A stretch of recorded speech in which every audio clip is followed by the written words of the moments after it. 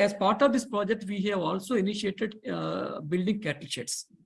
So the cattle sheds were built in such a way that there is a slope, and the cow dung and the urine gets collected at one place, and a water pit is available at one corner. So around 800 cattle sheds were built in these villages, in all the 150 villages where we worked. So, I mean, that aspect was also taken care of regarding the cattle, the water for the cattle, and the proper and hygienic place for the cattle. And at the same time, collection of the cow dung and urine from with some ease, instead of laying dung collected from the cattle shed itself. When the slope is provided, just by throwing some putting some water, it gets collected in the pit that is constructed along with the cattle shed. So this kind of initiatives were taken up. But I mean, of course, everything was not done so scientifically, like, for example, water use efficiency and all these things. There, it takes time because we are going bit by bit and adding layer by layer. So when initially there were no orchards at all in this particular area, but at least now we can see at least 3,000 acres of orchards. And people, you can see, you see a new crop like sapota and banana, which were not there as part of the cropping system earlier. But now they are giving a substantial income for these farmers. So, but what we are saying is, like at the same time, a paddy variety which is getting lost. So this is one variety, and we identified 2 more varieties for the multiplication. Purification as well as multiplication. So we are, these are the different priorities we have set. So based on the priorities, we are going step by step. It's not that we can't take, even availability of the human resource also is very difficult in the tribal areas. We want somebody with an engineer to stay in the village, in Araku. None of the people, engineers are willing to stay in Araku, even in Araku, leave around the villages. So, to the extent possible, we are able to do only with the local people only. Most of the staff people are locals. Either 1 or 2 people are from the non-tribal areas. They live in our office, but rest of them are all non-tribal people with limited education as well as a scientific temperament. We are trying our level best to inculcate that kind of scientific temperament. See, for example, we initiated an activity called productivity enhancement in the finger millet. In fact, since this particular topic is only about water, I didn't touch upon most of the initiatives that were taken up. In case of finger millet, they used to get only 4 quintals per acre. So we brought in a method of cultivation that's not a new method. It's in vogue for at least 3-4 centuries in Karnataka.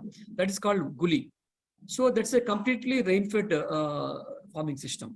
So we introduced this method in 2016 in this particular area with 18 farmers on a trial basis in 2016. In 2017, we received one of our farmers. He recorded a highest acreage, highest productivity, 21.6 quintals per acre, not from hectare, per acre. Even now, this record holds good across India. So he was awarded by the Chief Minister of Andhra Pradesh a Best Farmer Award. So from 18 farmers in 2016, it has gone to more than 2,000 farmers in the entire tribal area. So this is one such initiative. And the second initiative that we have taken up is, like, for example, lands are slopy. There is a water stagnation and drainage is an issue. So we introduced raised bed method cultivation for finger millet, turmeric as well as ginger. So these 2 are the root crops.